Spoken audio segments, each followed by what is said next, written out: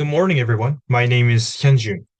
The topic of my presentation today is British influence on Indian education.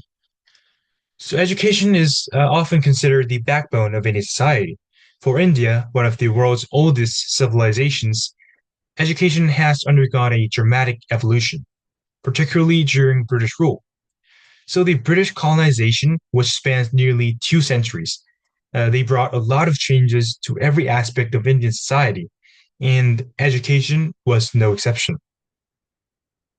However, the British influence on Indian education was complex. It introduced modernization in a global perspective, but also disrupted traditional systems and created inequalities. So here we'll dive into this duality, how the British reshaped India's educational landscape and the legacy it left behind. All right, so let's start by understanding what education in India looked like before British rule. In ancient and medieval India, education was highly localized and also decentralized. The Gurukul system focused on sort of holistic learning in such as like philosophy, astronomy, and medicine, often rooted in religious texts. Similarly, madrasas provided education on Islamic studies, mathematics, and law. So these institutions cater to specific communities and were accessible to only a fraction of the population, mostly the elite. Learning was practical and integrated into daily life, but kind of lacked standardization and mass outreach. So while these systems were culturally rich, they weren't designed to serve the needs of a rapidly changing world. When the British East India Company began consolidating its rule in India, education wasn't initially a priority. The company was focused on trade and governance. However, as their administration grew, they recognized the need for a more structured approach to education. Initially, their involvement was minimal, relying on local systems to sustain themselves. This changed with growing debates in Britain about the civilizing mission of colonialism. The British started to view education as a tool to control and administer India more effectively. So I would say the Charter Act of 1813 marked a turning point. For the first time, the British government officially allocated funds to promote education in India, albeit a modest sum of 1 lakh rupees annually. However, this raised a uh, critical question. Should the focus be on promoting traditional Indian education or Western education? This debate created factions within the administration known as the Anglicists and the Orientalists. The Anglicists, like Thomas Macaulay, argued for English-based education, and on the other hand, the Orientalists wanted to preserve and also promote India's classical languages and texts. One of the most defining moments in Indian educational history came in 1835 when Thomas Babington Macaulay presented his famous Minute on Indian Education.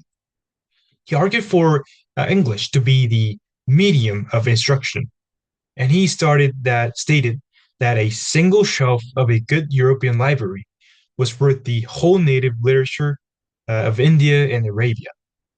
His goal was to create a class of educated Indians who could serve as intermediaries between the British and the masses.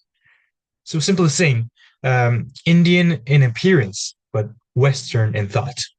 So, this policy became the cornerstone of British educational efforts and leading to the Anglicization of India's educational system. The British focus on higher education also led to the establishment of modern institutions. Universities were set up in Calcutta, Bombay, and Madras in 1857, which is modeled after the University of London. These institutions prioritized subjects like science and mathematics and history, also aligning with Western curricula. Missionary schools also played an important role, emphasizing Christianity and Western values. So while these institutions provided access to modern language, they primarily catered to the urban elite, and it left rural areas neglected. Despite its colonial motives, British influence did bring some notable benefits. It introduced a structured educational system that fosters critical thinking and rationality. Indians exposed to Western education became leaders in fields like law, science, and also literature. For instance, leaders like Mahatma Gandhi and Jawaharlal Nehru were products of this system. Moreover, the spread of English helped Indians engage with global movements and ideas, sort of laying the groundwork for India's expansion into the modern world. However, the British educational system had some flaws. It was designed to serve colonial interests, creating a workforce of clerks rather than thinkers or innovators.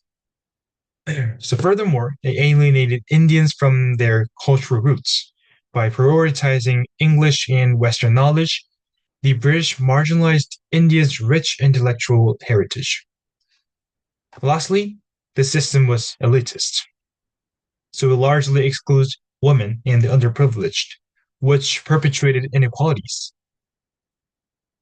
Amidst these challenges, Indian reformers like Raja Ram Mohan Roy emerged as key advocates for modernization.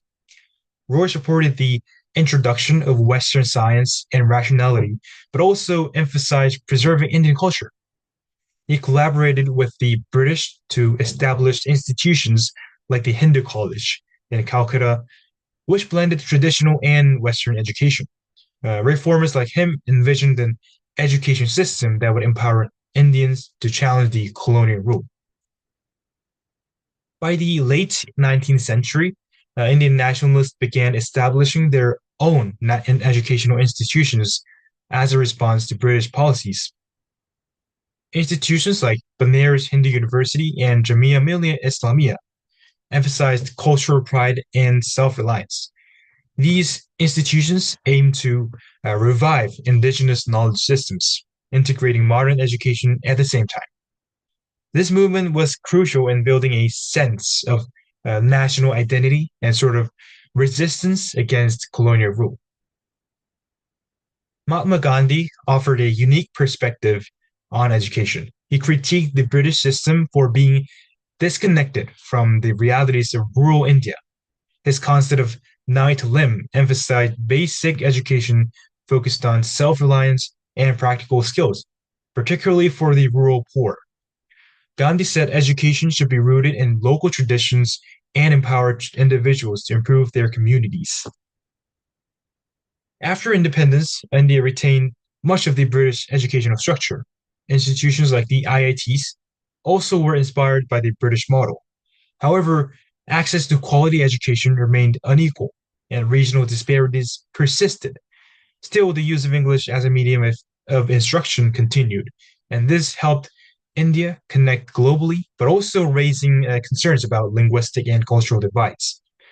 English is like a double-edged sword in India. On one hand, it has enabled Indians to excel in global industries like IT and business. On the other, it has widened the gap between urban and rural populations. So the challenge here is about balancing English proficiency with the preservation of regional languages and cultures. Today, India's education system has some challenges. Regional inequalities, a lack of quality education in rural areas, and outdated curricula are major issues. I think the emphasis on rote learning over critical thinking also hinders progress.